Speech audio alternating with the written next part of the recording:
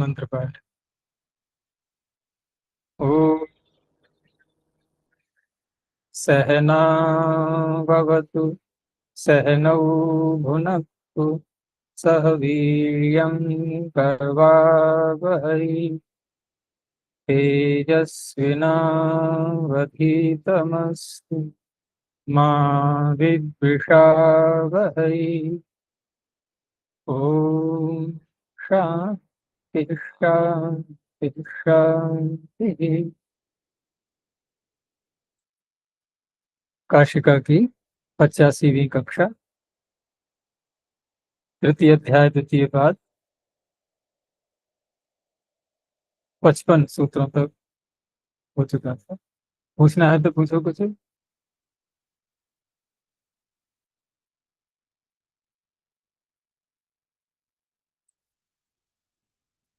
चलो, कोई प्रश्न नहीं है, आगे देखते हैं।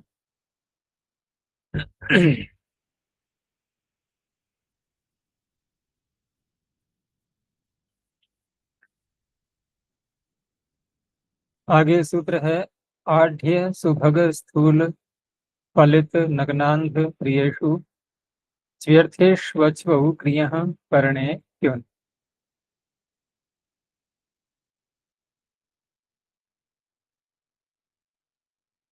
तो पीछे हमने देखा था जो कि खकार जिसमें अनुबंध लगा हुआ था, तो कौन से प्रत्यय थे? खच और खश। और यहाँ पर भी ये पहले ख्युन प्रत्यय आएगा, उसके बाद खकार अनुबंध वाले दो प्रत्यय और आएंगे, फिर विष्णुच और पुकाएं, वहां भी खकार लगा हुआ है।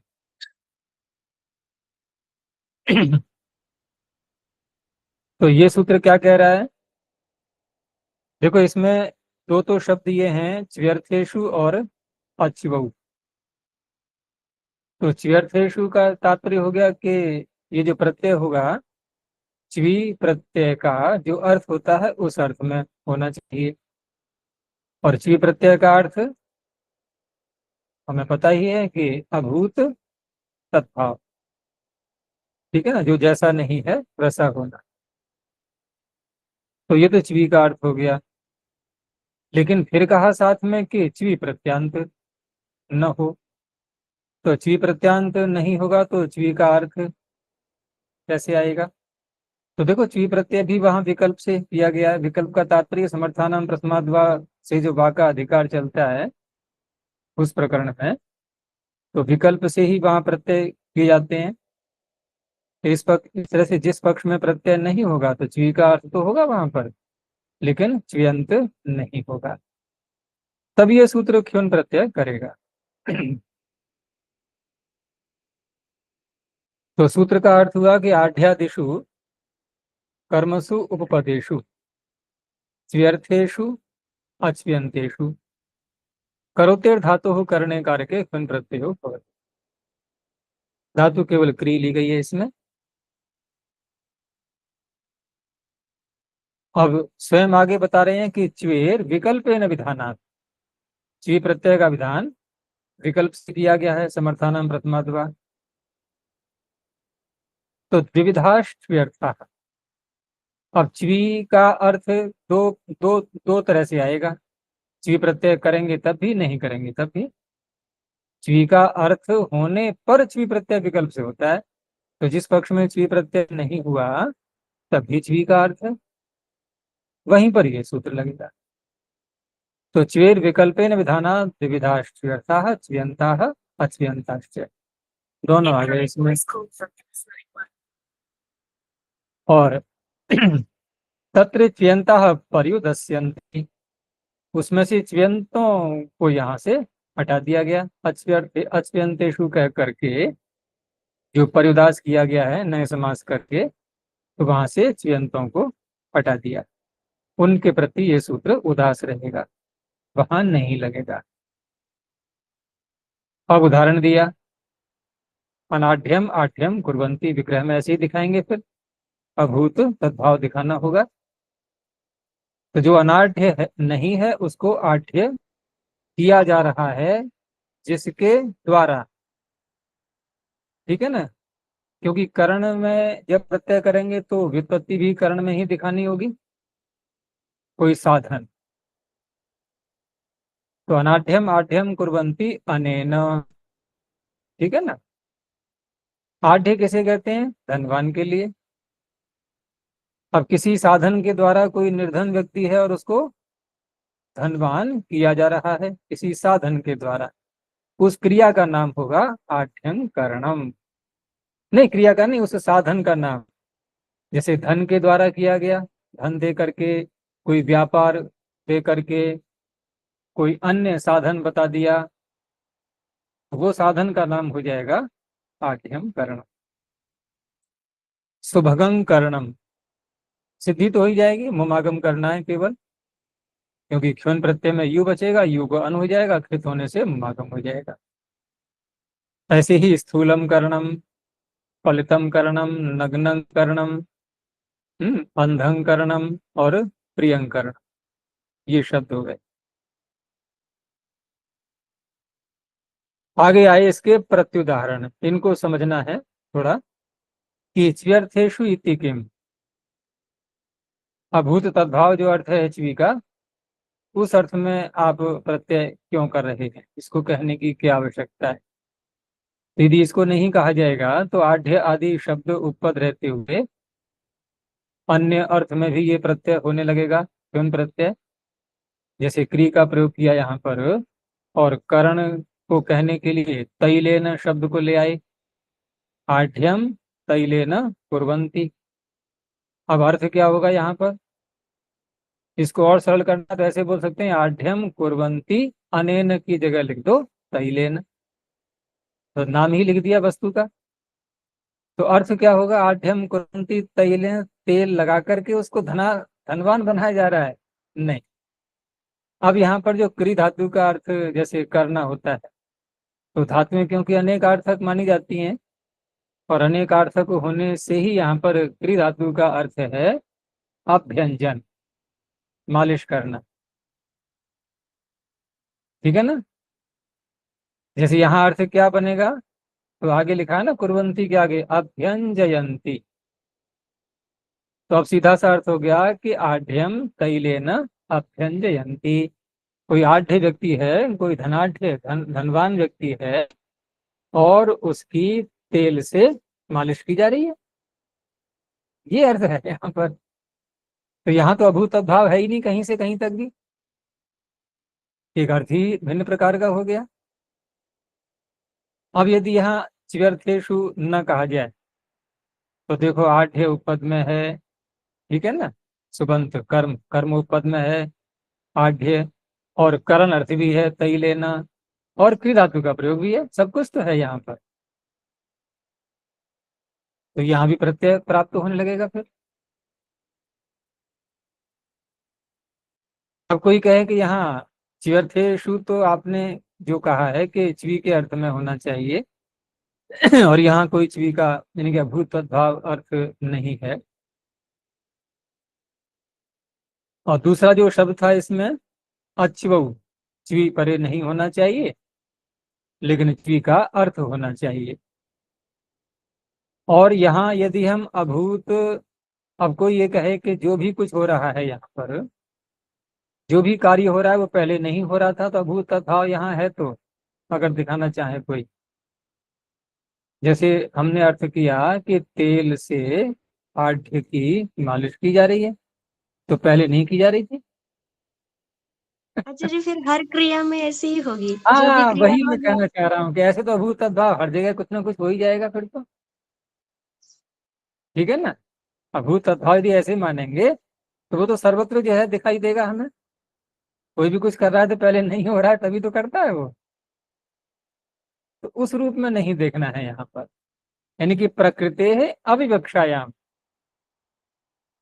प्रकृति जो यहाँ पर है शब्द आढ़्य, उसकी यहाँ पर विवक्षा नहीं हो रही है इस वाक्य में, वो तो आढ़्य पहले से है, धनवान तो पहले से है।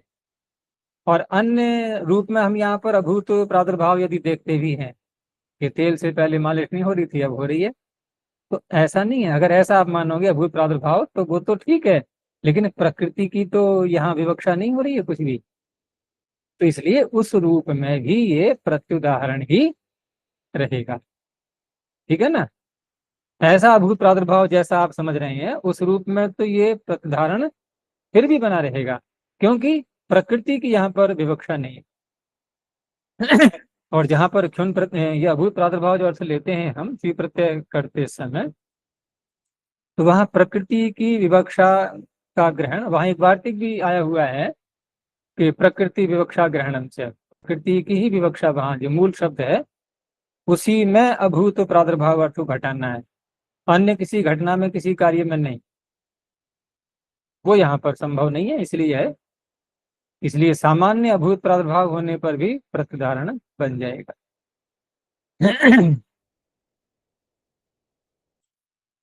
आगे कहा अच्वौ इति किम, तो ची प्रत्यय यहाँ तो सीधे आ ही गया है, क्योंकि विकल्प से होता है ना बीच का। सामान्य सामान्य हम्म। अभी क्या चाहिए थे? प्रतिदाहरण बन जाएगा, समझ नहीं आया। सामान्य अभूत प्रभाव। जैसे कोई प्रतिपक्षी ये कहे कि यहाँ है तो अभूत प्रादुर्भाव, यानी ची का अर्थ है तो आप क्यों नहीं कर रहे प्रत्यय? ची का अर्थ है तो कौन सा, कि देखो तेल से मालिश कर रहा है, पहले नहीं कर रहा था, है तो कहा है, हम मानते हैं, कहा ना अभूत प्रादुर्भावे अपि, अभूत प्रादुर्भाव है तो, लेकिन प्रकृति अविवक्षायाम, प्रकृति की विवक्षा ही नहीं है, आढ़्य आढ़्य का न होना ये नहीं बताया जा रहा है। जी। जो मूल शब्द है आढ़्य यहाँ पर, जिसके उपपद रहते हुए प्रत्यय करना है क्री धातु से, उसकी तो विवक्षा नहीं है। आढ़्य का करना तो नहीं किया जा रहा, तेल की मालिश की जा रही ना, जो नहीं पहले थी। तो ऐसे अभूत प्रादुर्भाव होने पर भी ये प्रत्युदाहरण ही रहेगा, क्यों? क्योंकि प्रकृति का अभूत प्रादुर्भाव नहीं है, प्रकृति की विवक्षा नहीं है यहाँ पर, ये तात्पर्य है।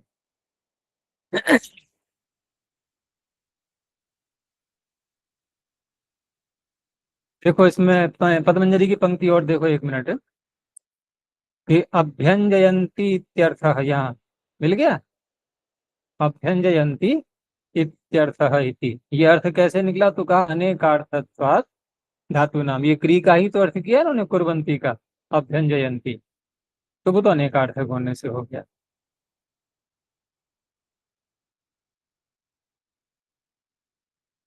इसमें जो तेनात्र लिखा है ना, ये ते जो है ये थोड़ा मुझे अशुद्ध लग रहा है। आगे ते को हटा करके जो वाक्य बोलेंगे आगे, नात्र प्राग अनाढ़ सन आढ़ क्रियते, यानी कि जो अनाढ़ है उसको आढ़ किया जा रहा है, न अत्र, ऐसा यहाँ पर नहीं है, तो ते से नहीं बनेगी बात। और अगर ते को लगा भी लेंगे तो फिर ऐसे पूर्व वाक्य से जोड़ते हुए देख सकते हैं कि कुर्वंती का अर्थ हो गया अभ्यंजयंती, अब तेन का तात्पर्य हो जाएगा इसलिए, तेन का अर्थ इसलिए, नहीं बनेगी नहीं बात फिर भी। अगर हम इसलिए अर्थ लेते हैं तो प्राग अनाढ़ सन आढ़ क्रियत इति, फिर तो वो स्वीकारोक्ति हो जाएगी, ते को हटा करके ही बनेगा अर्थ। अभूत तद्भाव अभाव अभाव है ना तो। हाँ, अभूत तद्भाव का अभाव है। क्यों है अभाव? क्योंकि अनाढ़ को आढ़्य नहीं, अब ये नहीं कहाँ से लाएंगे हम? अनाढ़ को आढ़्य अगर किया जा रहा है ऐसे बोलेंगे, तेन अगर ऐसे बोल रहे हैं हम, तो ना तो है ही नहीं कहीं पर, तो क्या अर्थ निकलेगा कि जो अनाढ़ है उसको आढ़्य किया जा रहा है, इसलिए, इति माने इसलिए, अभूत तद्भाव का अभाव क्यों कहा जाएगा? फिर तो भाव हो गया ये, अनाढ़ को आढ़्य किया जा रहा है तो इसलिए ते को हटा करके ही अर्थ बन पाएगा। अच्छा जी, अनाढ़ को आढ़्य यदि हाँ, क्रियते का करना अर्थ लेंगे तो नहीं हो पाएगा। अभ्यंजयंती तो नहीं, ये जो पंक्ति यहाँ तो क्रियते का अर्थ किया ही करना ही लेना है। जैसे अगर अनेकार्थ तेन, अनेकार्थ वो नहीं अभ्यंजयंती अर्थ तेन लेंगे तेन तो तेन शब्द को बोल करके अर्थ करो, तेन, इसलिए, कुर्वन्ति का अर्थ हुआ अभ्यंजयन्ति। इससे पहले जो अनाढ़ है वो आढ़ किया जा रहा है, ये अर्थ नहीं हो पाएगा, अभ्यंजयन्ति अर्थ आना चाहिए। नहीं, तेन माने इसलिए, इसलिए किस लिए कि अभ्यन जयंती का वो कुर्वंती का अर्थ हो गया अभ्यन जयंती।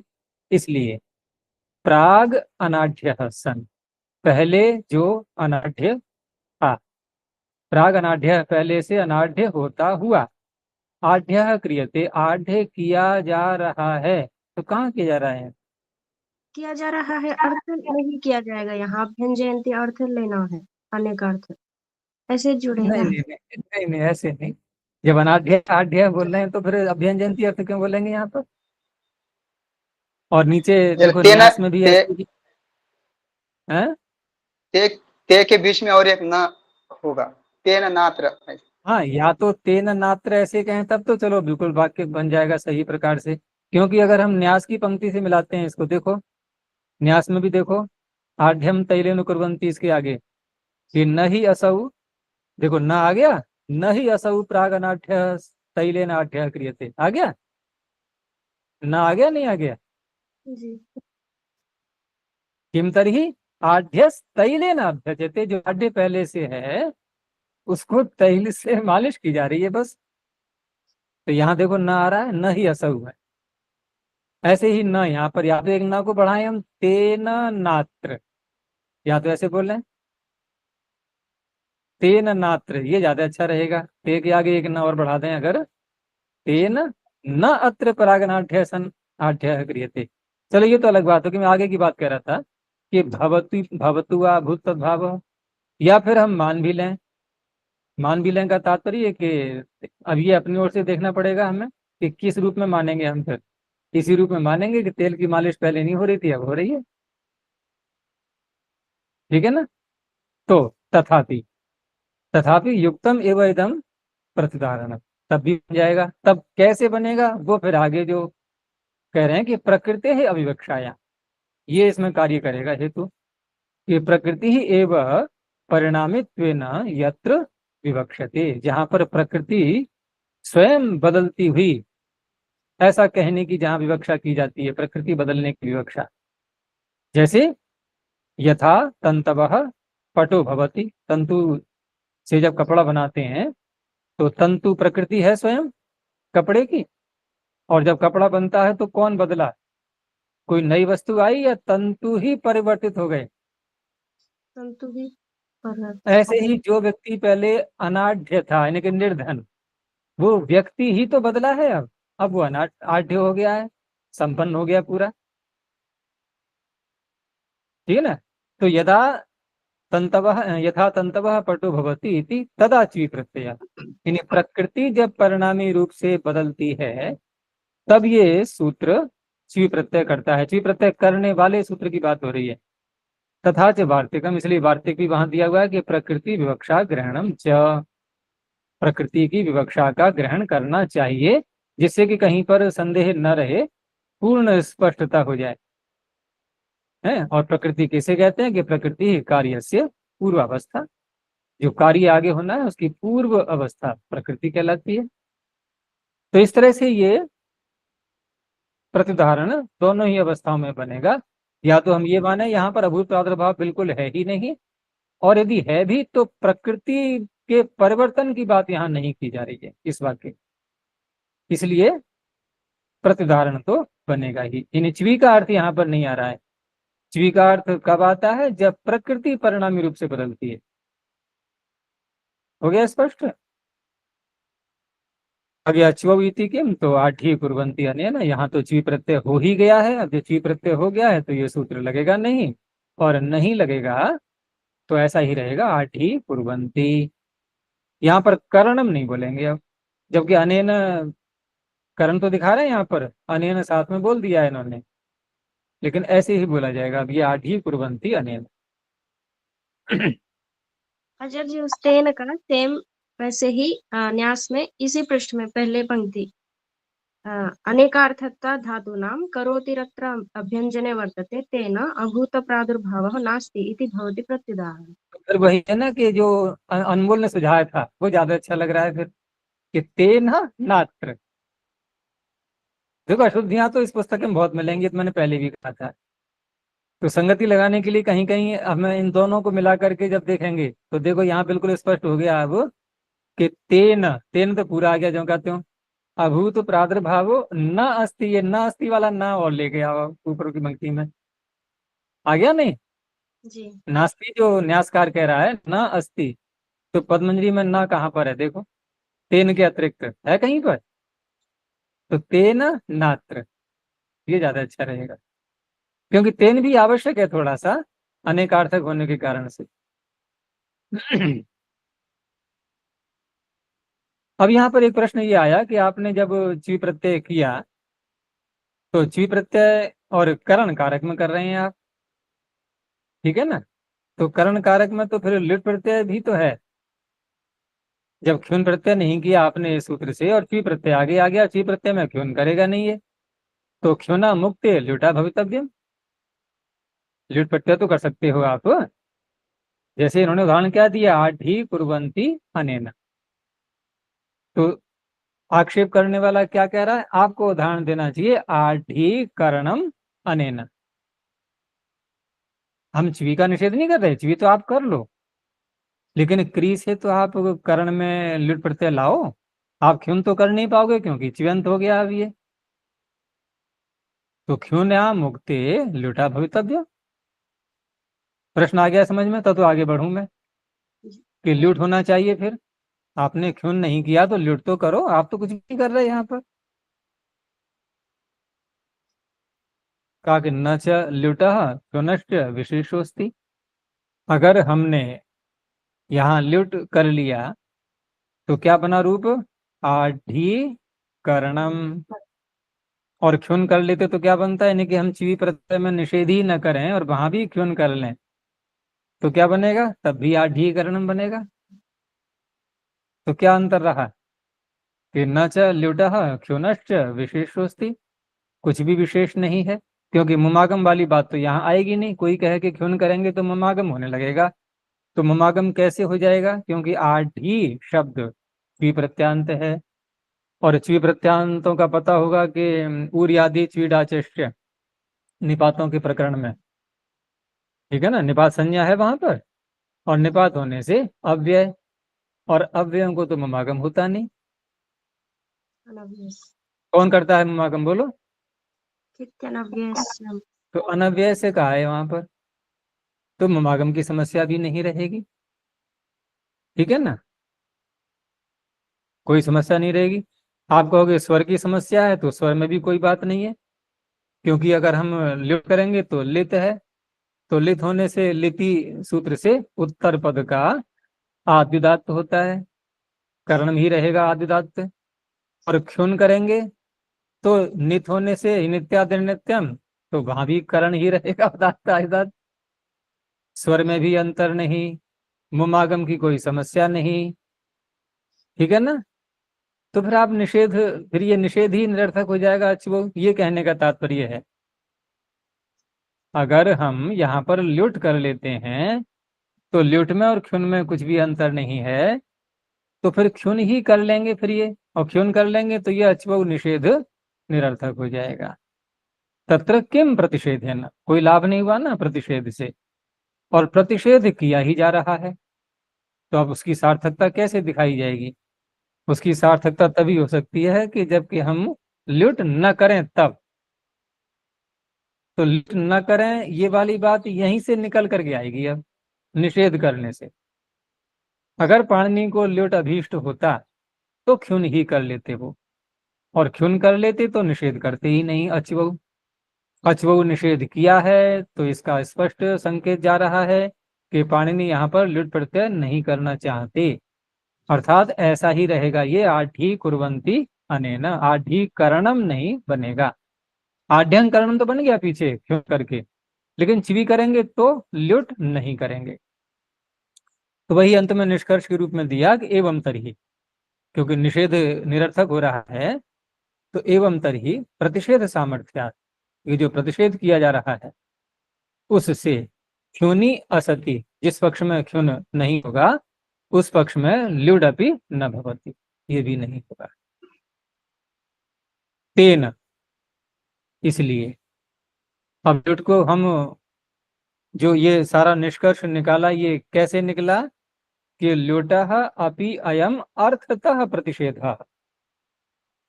अर्थतः जो शब्द है ना, तात्पर्य, अर्थतः का तात्पर्य है कि शब्द से निषेध नहीं कर रहे हैं, अर्थ से निषेध हुआ ये। और अर्थ का तात्पर्य है यहाँ पर प्रतिषेध की सामर्थ्य।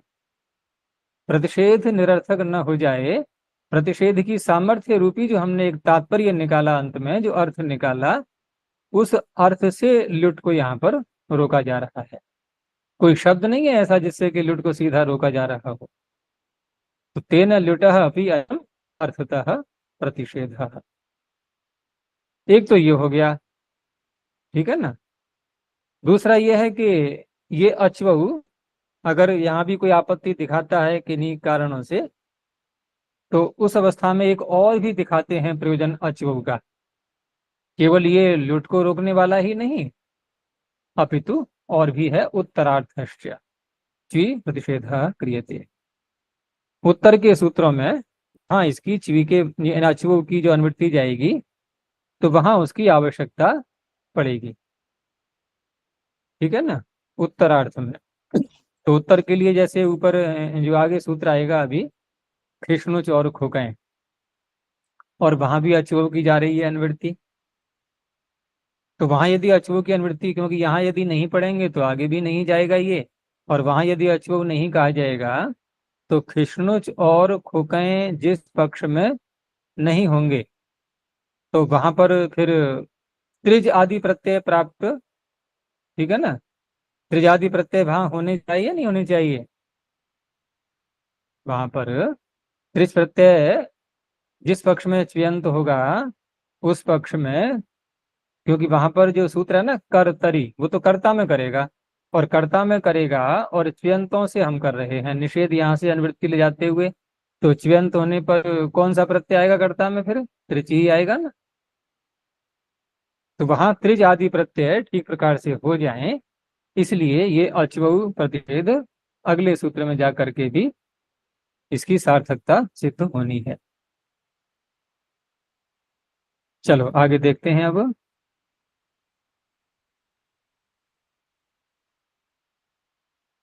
आगे है कर्तरी भुवः कृष्णोज हुकयों। अब इतना ध्यान रखना है कि पीछे का जो सूत्र है वो करने के लिए था, और ये है कर्तरी। तो बाकी सब शब्द वही आ रहे हैं, धातु भी वही है, प्रत्यय बदल गए हैं, और कर्तरी ये शब्द बदल गया है। नहीं, धातु तो बदल गई, धातु भुवा है यहाँ पर। तो आढ्यादिषु सुबंतेषु पदेषु, अब वहां क्री था तो इसलिए वहां पर कर्मसु पदेषु कहा था, यहाँ सुबंतेषु पदेषु। च्व्यर्थेषु अच्व्यंतेषु भवते धातु कर्तरी कारके कृष्णोच कुकं इत्येतु प्रत्ययो। अब अर्थ यहाँ भी वही लेना है कि अनाढ्यः आढ्यः भवति। अब ये अनेन यहाँ नहीं जोड़ा जाएगा, स्वयं कर्ता को ही कहने के लिए है। जो अनाढ्य है पहले, अब वह आढ्य हो रहा है, तो उस होने वाले को ही कहा जाएगा आढ्यम भविष्णु। आढ्यम भविष्णु का अर्थ ये नहीं है कि जो होना, होना अर्थ नहीं, होने वाला, धनवान, निर्धन से धनवान होने वाला। तो कृष्ण में आढ्यम भविष्णु खोकें करेंगे तो वृद्धि हो जाएगी, आढ्यम भावुका, मुमागम तो हो नहीं है। ऐसे ही अन्य शब्दों के साथ में भी सुभगम भविष्णु, सुभगम भावुकः, स्थूलम भविष्णु, स्थूलम भावुकः, फलितम भविष्णु, फलितम भावुकः, नग्नम भविष्णु, नग्नम भावुकः। ऐसे ही अंधम भविष्णु, अंधम भावुकः, प्रियम भविष्णु, प्रियम भावुकः। प्रत्युदाहरण में कहा कि कर्तरीति किम, तो स्पष्ट है कि पीछे से करने की अनुवृत्ति फिर आ ही जाती स्वभावतः, तो वहां ये सूत्र नहीं करेगा। करने माभूत, करण में वही क्षण प्रत्यय होगा फिर। नहीं, क्षण तो होगा ही नहीं, यहाँ धातु ही भू है, कुछ भी नहीं होगा फिर।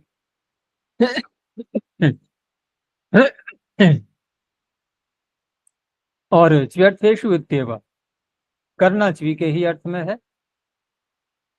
जैसे आढ्यो भविता। अब यहाँ वाक्य क्या है? धनवान होने वाला। भविता का वो नहीं है, लुट लकार का मत ले लेना, कर्ता में लेना है हमें सीधा, कि धनवान होने वाला।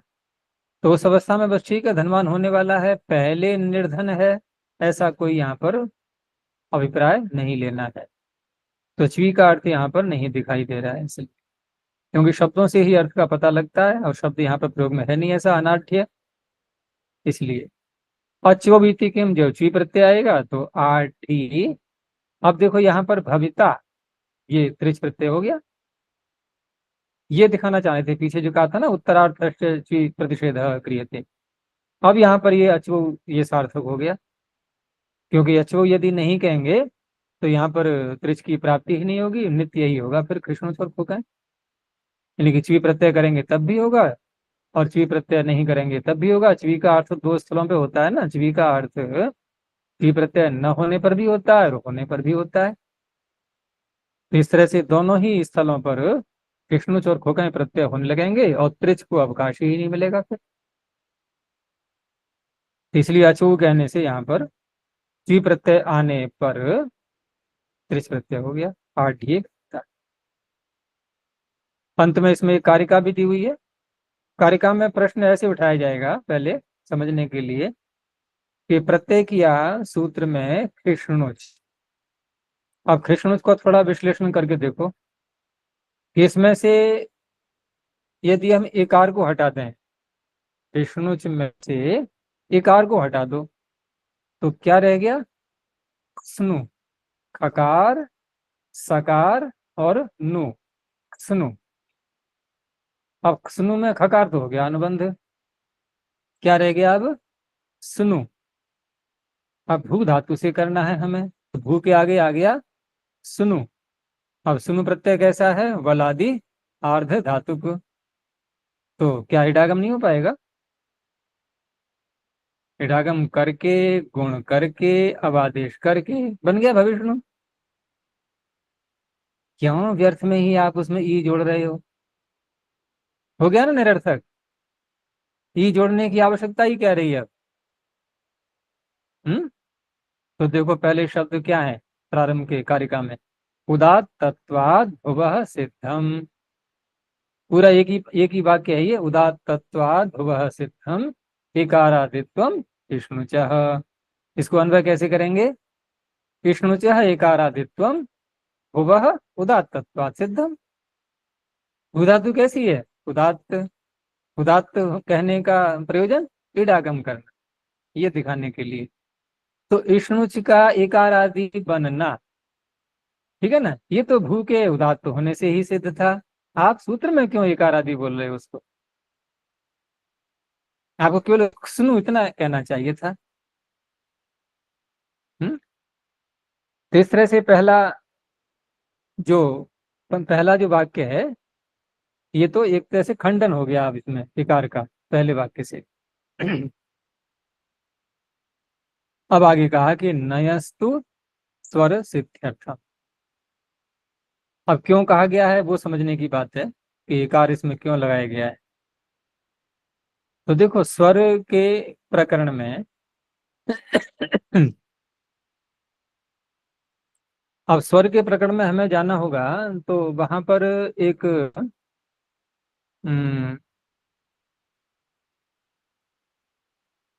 नयः शुचीश्वर क्षेत्रज्ञ कुशल निपुणानाम, इसमें दूसरे पाद में है छठे अध्याय के।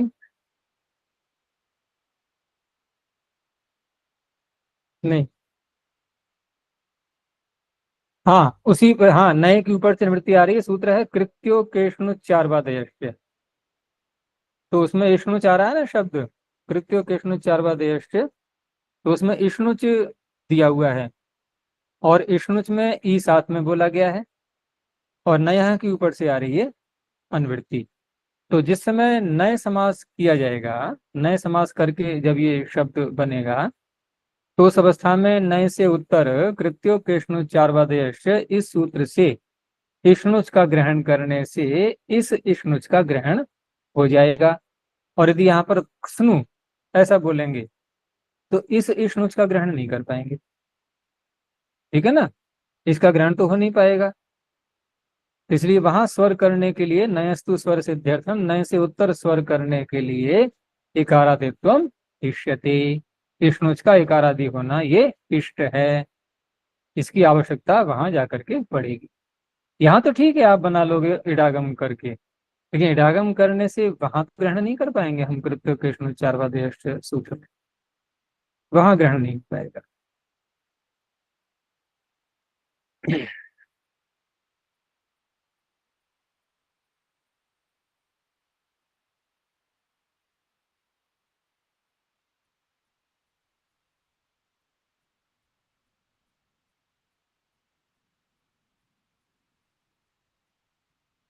चलो आगे देखते हैं अब। तो ये दो सूत्र अलग विषय के हो गए, और ये मुमागम वाला जो प्रकरण था, तो हमने कितने प्रत्यय देखे अब तक मुमागम करने वाले, जहां जहां मुमागम हुआ है, खच खच क्षण, और क्यों क्षुष्वच, विष्णु अय। हो गए, 5 प्रत्यय हो गए, ठीक है ना। अब नहीं है आगे, अब आगे अलग विषय प्रारंभ हो रहा है। तो सूत्र आया स्पृशो नुदके क्विन, क्विन प्रत्यय। अब जो प्रत्यय आ रहे आएंगे आगे ये सर्वापहारी लोक वाले, तो क्विन का कुछ भी शेष नहीं बचता। तो स्पृशेर धातु रणुदके सुबंत पदे क्विन प्रत्ययो भवति, स्पृश धातु से करना है, और स्पृश धातु के उपपद में यहाँ पर सुपी जो आ रहा है, तो उसमें क्योंकि अनुदके शब्द कहा गया है, तो उदक को उपपद में नहीं लेना है, उदक से भिन्न यदि कोई शब्द है वो लेना है, तो क्विन प्रत्यय हो जाएगा।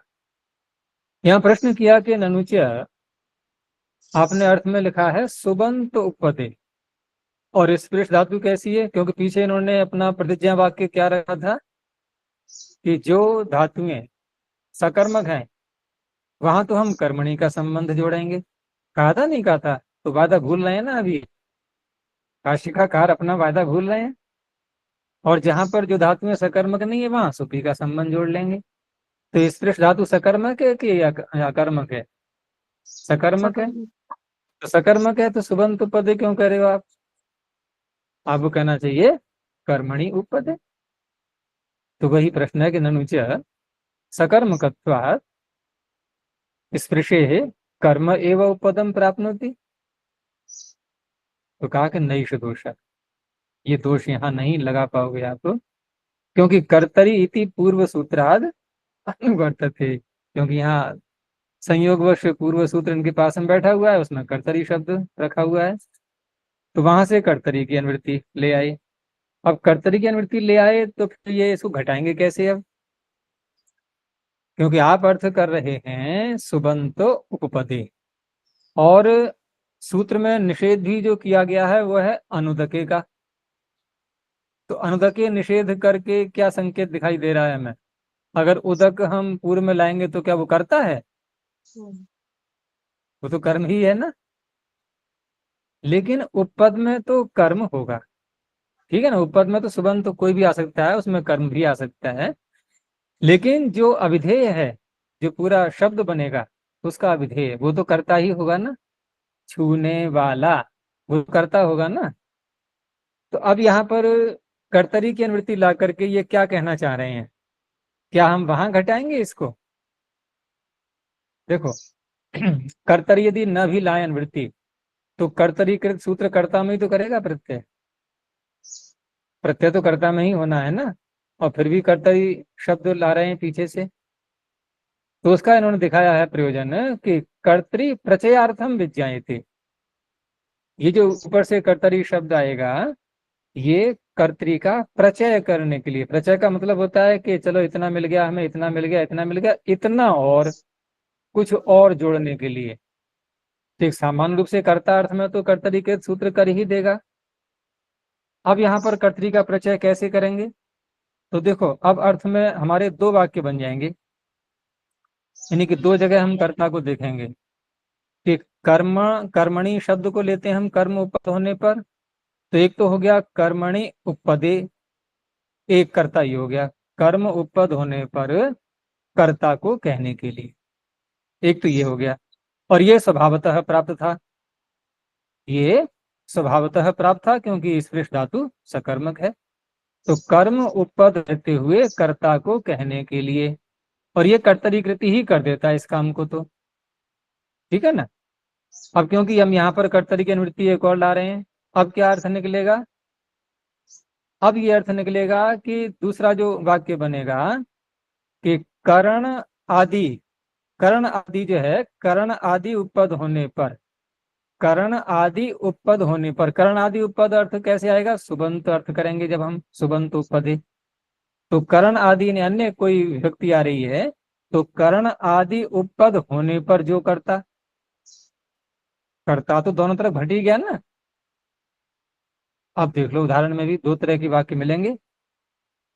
तो कर्तृ प्रत्यय के आगे जो वाक्य आ रहा है ना, कर्तृ प्रत्ययार्थम विज्ञायते सुबंत मात्रे च उपपदे कर्तृ प्रत्यय लभ्यते। जब हम सुबंत मात्र बोलेंगे उसमें कर्म भी आ गया और करण भी आ गया। तो सुबंत मात्र उपपद होने पर कर्ता का यहाँ पर प्रत्यय हो जाएगा। दो स्थलों पर हम कर्ता को देखेंगे, अब कर्म उपपद रहते हुए भी और करण उपपद रहते हुए भी। और यदि हम कर्तरी की अनुवृत्ति नहीं लाते तो सामान्य रूप से कर्मणि द्वाई रहा था वो जुड़ जाता और कर्तरीकृत कर्ता में करता, तो कौन सा वाक्य बनता फिर, केवल घृतम स्पृशति यदि घृतस्पृश ये बन जाता, और मंत्रेण स्पृशति ये नहीं बन पाता।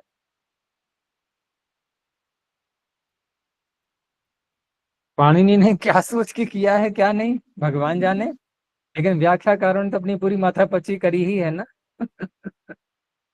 और वो भी माथापच्ची ऐसी नहीं है, एक सार्थक है, क्योंकि शब्द ऐसे मिल रहे हैं, उनको सिद्ध भी करना है। तो इस तरह से मंत्रेण स्पृशति, मंत्र स्पृक, जलेन स्पृशति, जल स्पृक, ये सारे आ गए हैं तो सब कर्ता को ही कहने वाले। घृत स्पृक, मंत्र स्पृक, जल स्पृक, इनका विधेय सबका कर्ता ही है। अनुदक इति किम, तो उदक स्पर्श, अब यहाँ पर उदकम स्पृशति ऐसे विग्रह करते हुए अब यहाँ पर कर्मण्यण से अण प्रत्यय करेंगे, क्योंकि उदक शब्द ले आए, सूत्र उदक का निषेध कर रहा है। नकारः क्विन प्रत्यय से कुहु इति विशेषण अर्थ, क्योंकि क्विन इसका बचता तो कुछ है ही नहीं क्विन का, तो नकार जो लगाया गया है इसमें ये क्विन प्रत्यय से कुहु से ग्रहण हो जाए इसलिए। अगला सूत्र, ऋत्वेग तद्रेक स्रग दिग उष्णिग अंशु युजि कुंच्याम्च। यहाँ पर इस सूत्र में पीछे के जो 5 शब्द हैं इसमें, ऋत्विक, तद्रिक, स्रग, दिग, उष्णिक, ये तो हो गए निपातन। इन एक ही सूत्र में 2 प्रकार की बातें हैं, निपातन भी है आधा भाग इसमें लगभग, और अंचु, युजी, क्रुंच ये धातु मात्र ली गई हैं, और यहाँ पर सीधा प्रत्यय करने का निर्देश है। इसीलिए व्याख्या में कहा कि ऋत्विगादय पंच शब्दाः क्विन प्रत्यांता निपात्यन्ते अपरे तो धातवो निर्देशन्ते। तो पहला शब्द है इसमें ऋत्विक, तो ऋतु शब्द क्या क्या है इसमें निपातन में दिखा रहे हैं कि ऋत्विक ऋतु शब्द उपपदे यजेर धातु हो क्विन प्रत्ययो भवति, क्विन प्रत्ययो निपात्यते। तो ऋतु शब्द तो पूर्व में ले आएंगे, यज धातु से क्विन प्रत्यय हो जाएगा, अब क्विन के कित होने से यज को संप्रसारण भी हो जाएगा।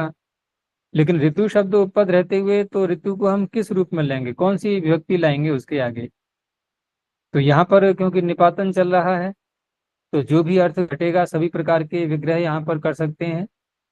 तो सप्तम अंत से अधिकरण में विग्रह किया कि ऋतु यजति, तो ऋतु यजति का अर्थ क्या निकलेगा कि ऋतु किसे कहा जाएगा, जो ऋतु में यज्ञ करता है, अलग अलग ऋतुओं में अलग अलग प्रकार के द्रव्यों का ग्रहण करते हुए शास्त्रों के अनुसार जैसा वहां पर विधान किया गया है उसके अनुसार जो यज्ञ करता है, एक वो ऋत्विक हो गया। या फिर यजन क्रिया में हम किसी देवता को पहले उद्देश्य बनाते हैं अपना, किस देवता को हमें आहुति देनी है।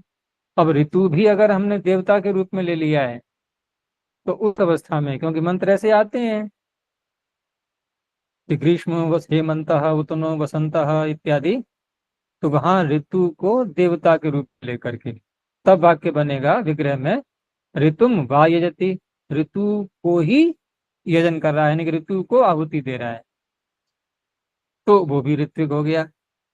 अथवा तीसरा कहा कि ऋतु प्रयुक्तो वा यजति। अब ऋतु प्रयुक्त में तात्पर्य क्या निकाला जाएगा कि जैसे जिस याग में ऋतु स्वयं प्रयोजक बन रही है, कोई ऋतु आ गई और वहां शास्त्रों में निर्देश किया गया है कि इस ऋतु में यज्ञ करना चाहिए, तो उससे प्रेरित होकर के ऋतु प्रयुक्त वा यजति, उसको भी ऋतु कहा जाएगा। सिद्धियां सारी प्रथमावृत्ति में आई चुकी हैं, कोई इसमें विशेष नहीं है। क्विन प्रत्यय पूरा हट जाएगा और क्विन प्रत्यय से कुह, ये सूत्र यहाँ लगाते ही हैं। अगला शब्द है इसमें दध्रिक। तो दध्रिक में हमें धातु तो धृष लेनी है, लेकिन धृष से बनाएंगे कैसे, तो द्वित्व भी साथ में करना होगा निपातन से ही, क्योंकि द्वित्व का कोई संकेत तो है नहीं प्रत्यय में यहाँ पर।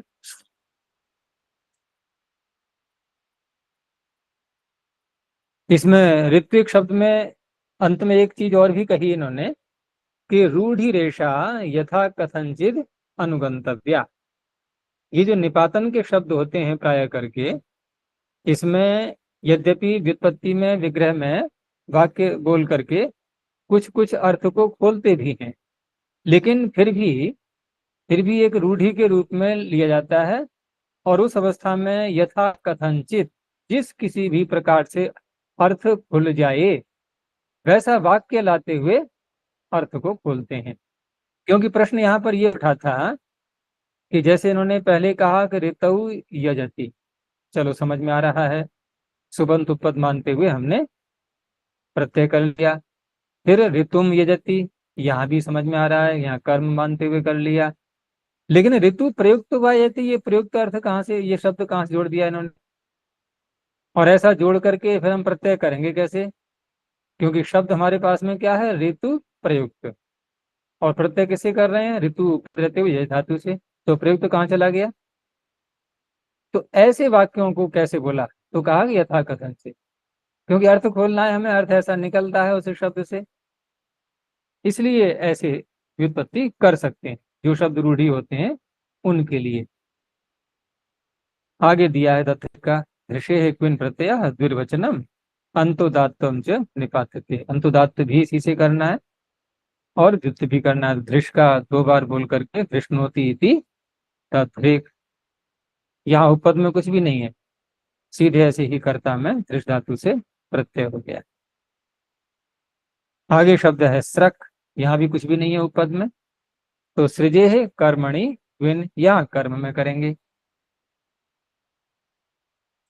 और अम आगमश्च निपातते, अमागम करेंगे, मित होने से श्री के आगे आएगा, यण होकर के स्रज बन जाएगा, सृज का बन जाएगा स्रज। तो सृजंती ताम इति स्रक। स्रक किसे कहते हैं, माला,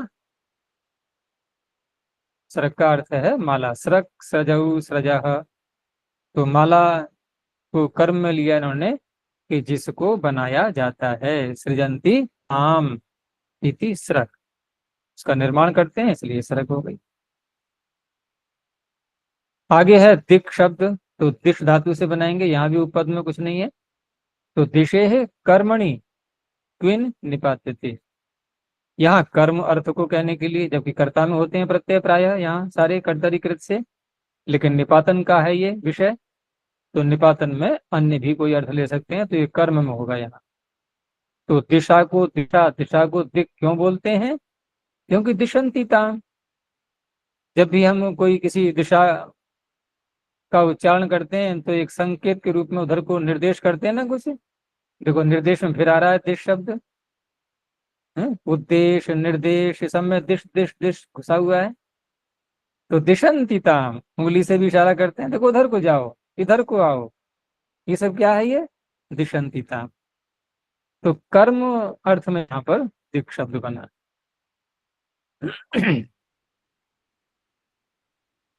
आगे है अंतिम शब्द उष्णिक। तो उष्णिक छंद होता है ना, गायत्री उष्णिक अनुष्टुप बृहति पंक्ति त्रिष्टुप जगति, जो 7 मुख्य छंद हैं उनमें से दूसरा छंद है ये उष्णिक। गायत्री, उष्णिक, फिर अनुष्टुप। तो गायत्री तो हो गया 24 अक्षरों का, उष्णिक कितने का होगा फिर? 4 4 बढ़ाते जाओ, 24 से 4 28 का। इसका व्युत्पत्ति का इन्होंने दिया, इसकी व्युत्पत्ति दिखाई नहीं है, ठीक है ना, केवल एक सिद्धि दिखा दी कि उत्पूर्वात स्नेह क्विन, धातु तो हो गई स्नेह, और उससे क्विन प्रत्यय, धातु के अर्थ को यहाँ नहीं घटाया जाएगा क्योंकि रूढ़ी शब्द होते हैं प्राय करके ये। तो उत उपसर्ग पूर्वक स्नेह धातु से, अब यहाँ पर उत में जो तकार है इसको भी हटाना होगा निपातन से ही, तो उपसर्गांत लोपः, ऊ रह गया केवल, ठीक है ना। और षत्वम च विस्नेह में सकार को शकार कैसे करेंगे, तो वो भी निपातन से ही कर लिया गया। तो मूल शब्द बना फिर उष्णिह। अब उष्णिह से क्विन प्रत्यय करेंगे तो कवर को कैसे करेंगे फिर, तो हकार को क्या करेंगे पहले, हकार होगा, ठीक है ना,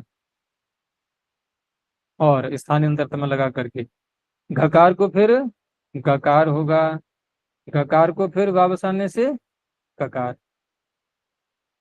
तो उष्णिक और उष्णिग प्रथमा के क्वेश्चन में इस तरह से बन जाता है। आगे फिर वैसे रहेगा उष्णे हऊ उष्णे ह उष्णे हम उष्णे हऊ उष्णे ह। आगे 3 धातुएं हैं, इनसे भी ऐसे ही प्रत्यय लाना है। अंचु युजि कृंच इत्येतेषां धातूनां क्विन प्रत्ययो भवति, इनसे भी ऐसे ही सबसे क्विन प्रत्यय हो जाएगा। और दूसरा यह है कि एक ही सूत्र में सामान्य प्रक्रिया भी हो गई, धातु से प्रत्यय विधान करना, और निपातन का भी कार्य उसमें बोल दिया है। तो जब सामान्य कार्य आप कर रहे हैं और उसी एक ही सूत्र में आप निपातन के शब्दों को भी ले रहे हैं, तो आपने ये नहीं सोचा कि उनका प्रभाव पड़ जाएगा थोड़ा बहुत इधर भी, तो क्या पड़ जाएगा, तभी तो हम एक ही सूत्र में ले रहे हैं दोनों को, हमें डालना है प्रभाव, ठीक है ना, हमें प्रभाव डालना है उसका निपातन का। तो क्या प्रभाव पड़ने वाला है, तो कहा कि निपातन ही सह निर्देशात, क्योंकि निपातनों के साथ में इन 3 धातुओं को लिया गया है, तो कुछ ना कुछ तो ऐसा कार्य होगा जो विलक्षण होगा, विलक्षण कह लो या अलाक्षणिक, लक्षणों से भिन्न, जो लक्षण से कार्य नहीं हो सकता सूत्रों से, ऐसा भी। तो सह निर्देशात अत्रापि किंचित अलाक्षणिकम कार्यम अस्ति। तो क्या है देखो, तो हमारा यहाँ अधिकार क्या चल रहा है, जब से हमने दूसरे पाद में प्रवेश किया है तो हम यही तो करते आए हैं कि या तो कर्म उपपद रहते हुए या सुबंत उपपद रहते हुए। अब अलाक्षणिक कहना हो तो यहाँ किस रूप में लिया इन्होंने, कि देखो यहाँ कुछ भी नहीं है उपपद में, हो गया ना अलाक्षणिक। अभी ये एक विचित्र प्रकार का कार्य होने लगा कि आप कुछ भी उपपद में नहीं रख रहे। तो अभी हमने देखा था निपातन में भी ये बात आ रही थी, तो निपातन में तो चलो ठीक है, क्षम्य है, क्योंकि आपने निपातन का सहारा लेकर के, निपातन का आश्रय लेकर के आप वहां कुछ भी कर सकते हैं, वहां तो छूट है आपको।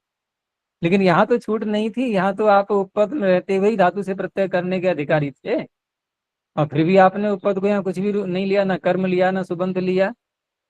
तो अब ये निपातन का असर यहाँ पर पड़ चुका है।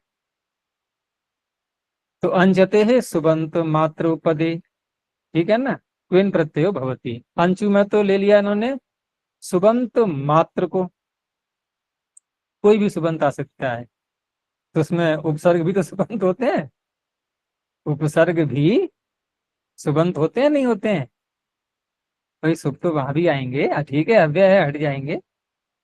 तो पूर्वक अंशु धातु से प्रांग प्रांच प्रांच है, ऐसे रूप चलते हैं, ऐसे ही प्रति लगा करके प्रत्यंग, उद लगा करके उदंग, ये बन जाएंगे, सब प्रथमा के एक वचन है। और युज और कुंज में हमने कुछ भी नहीं लिया, ठीक है ना, कोई भी सुबंत नहीं, कोई भी कर्म नहीं, तो ये सब निपातनों का प्रभाव चल रहा है। युजे है कृंचेश्च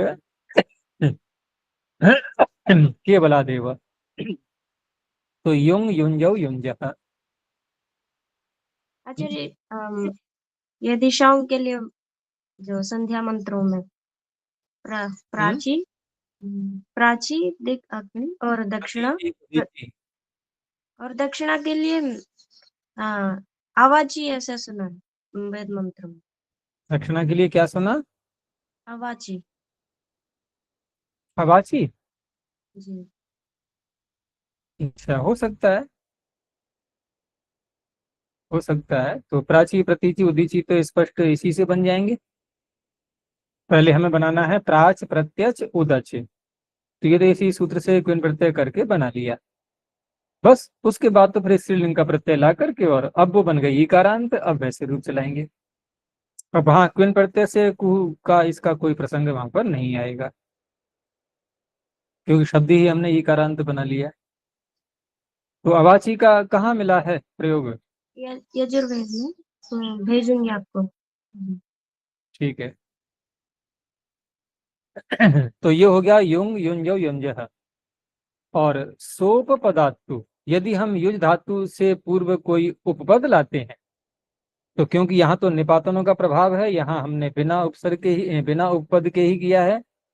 और यदि उपपद कोई लाएंगे तो सूत्र आगे और आ रहा है, सत, सु, द्विष, द्रुह, दुह, ठीक है ना, इत्यादि ना वे भवती, वहां उससे वे प्रत्यय हो जाएगा।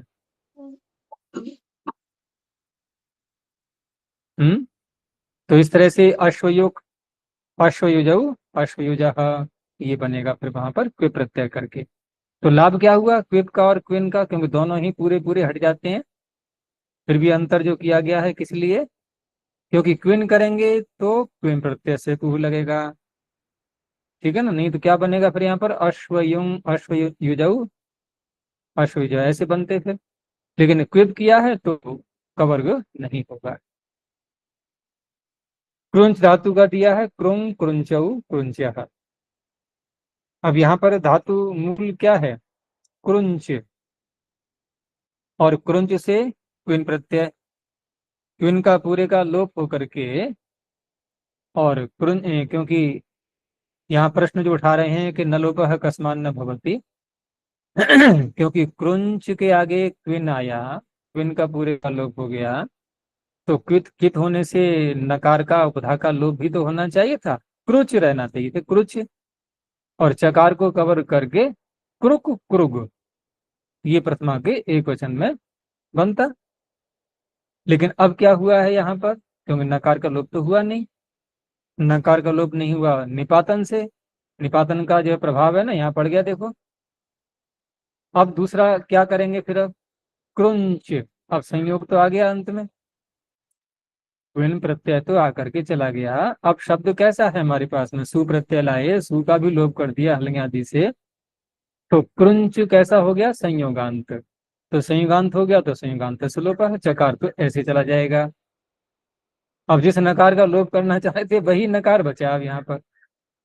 अब क्या करेंगे? क्विन प्रत्यय से कुह लगा करके उसको कवर कर लेंगे नकार को। तो इस तरह से प्रथमा का एक वचन बनेगा क्रुंग, क्रुंग। आगे के फिर क्रुंच, ग्रुंच, वहां ना संयुगांत लोप हो पाएगा, ना क्विन प्रत्यय से कुह हो पाएगा। जहां जहां पद संज्ञा हो जाएगी इसे भ्याम लाएंगे, तो वहां फिर क्रुंग भ्याम।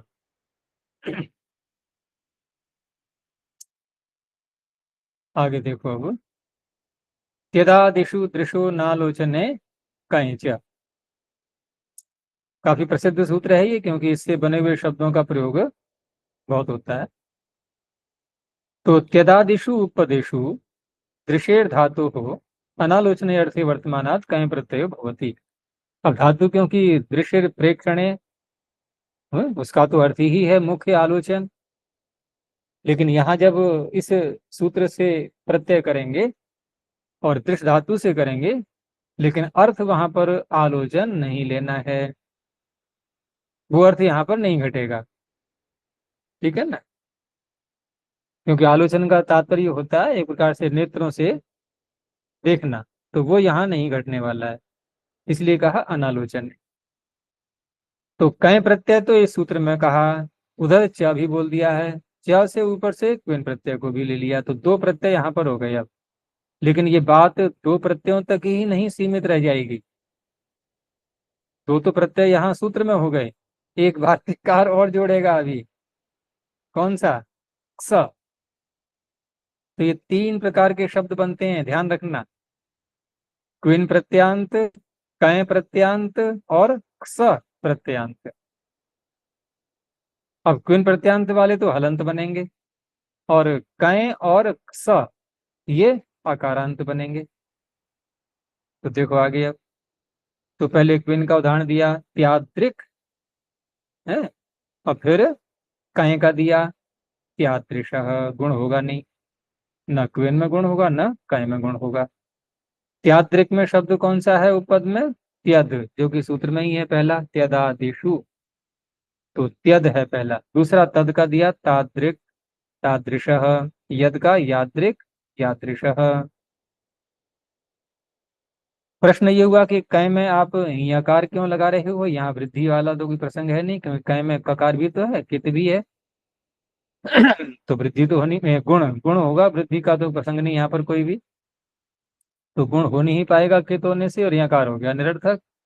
तो कयो यकारो विशेषणार्थक, क्योंकि ठक ठय कय कहाँ का सूत्र का अंश दे रहे हैं ये?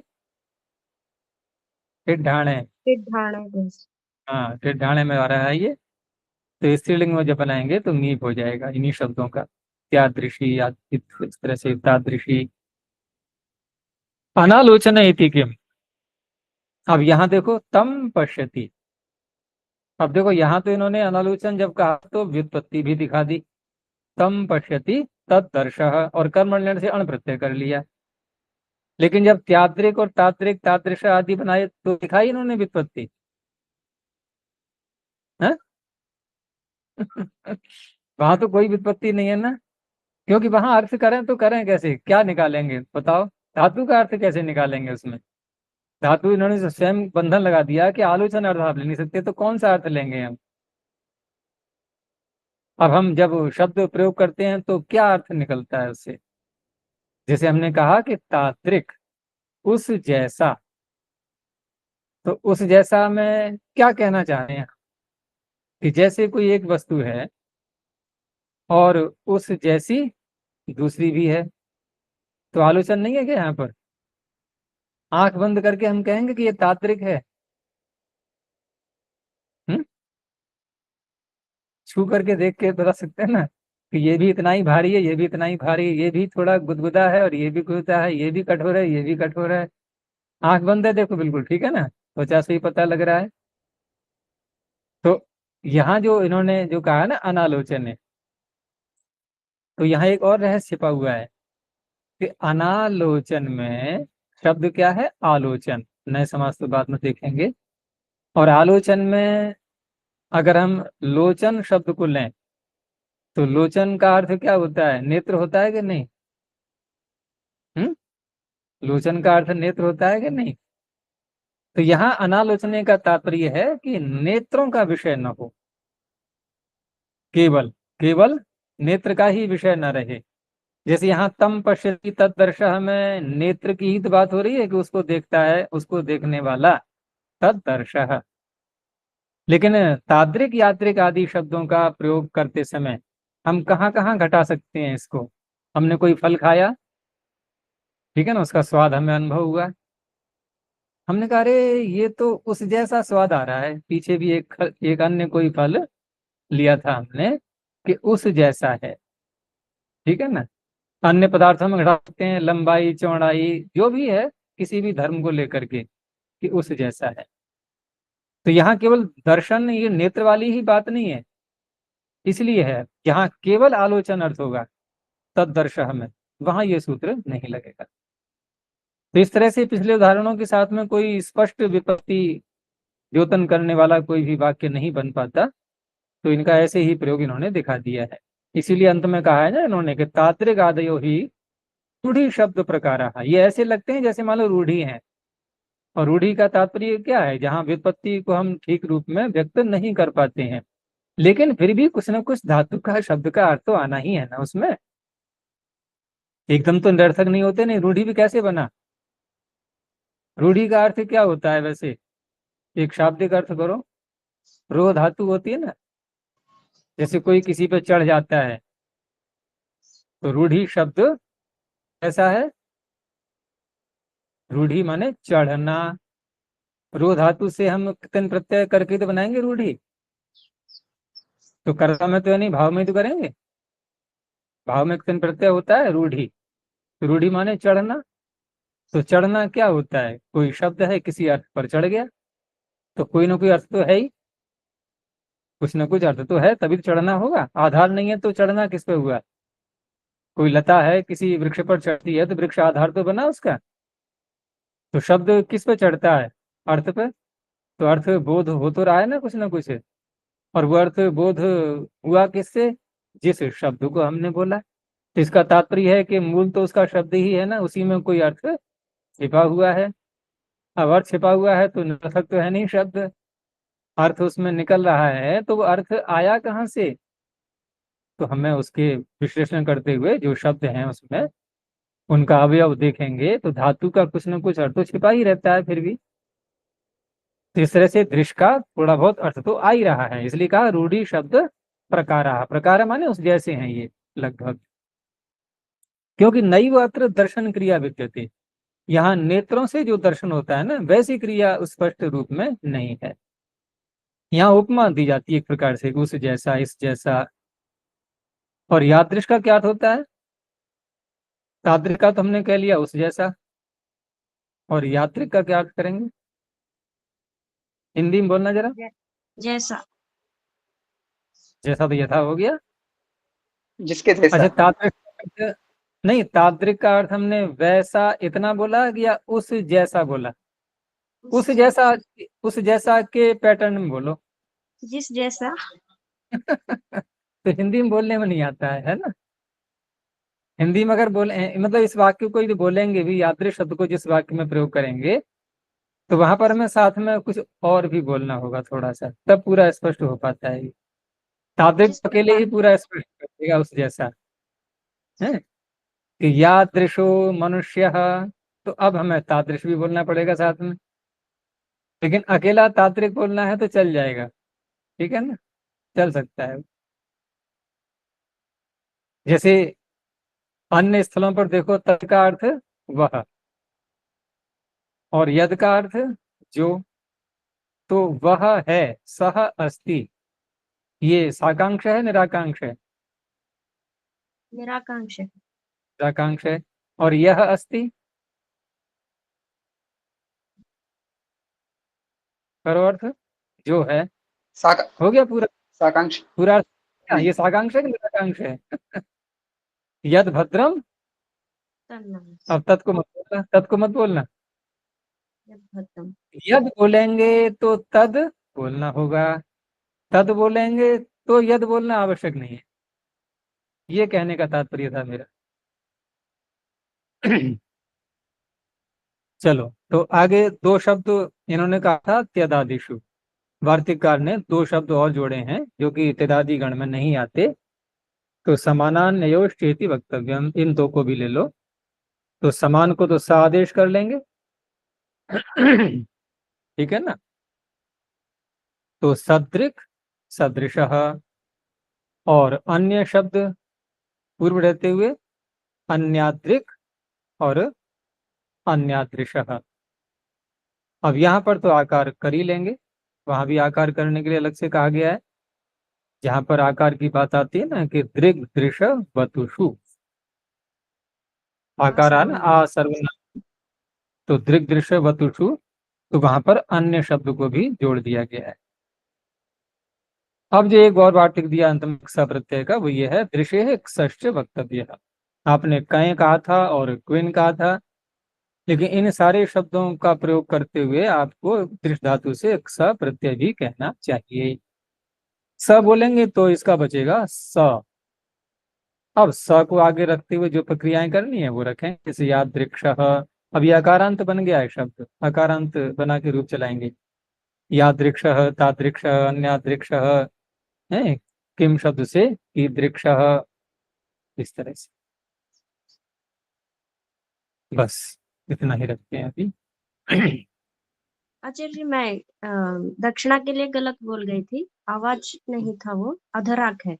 मंत्र है प्राग अपाग उदक अधराक सर्वतस्त्वा, ऐसा है। अधराक, हाँ जी, तो प्राक मूल, पूर्वस्याः। हाँ, तो प्राग का प्राच हो गया।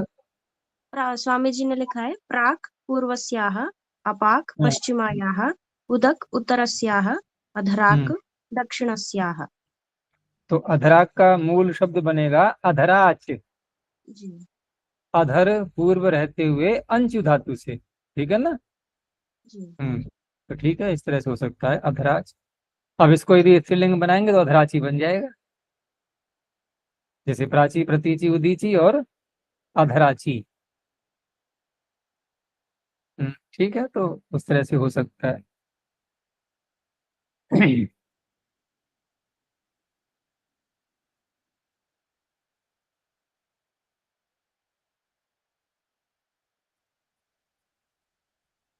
प्रणोध्वनि। ओ,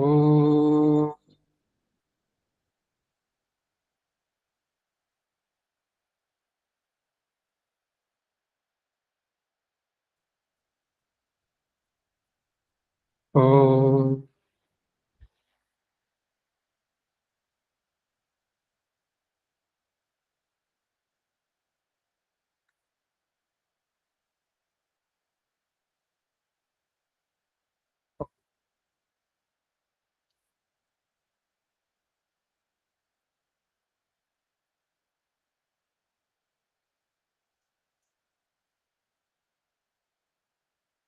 शांति, शांति, शांति।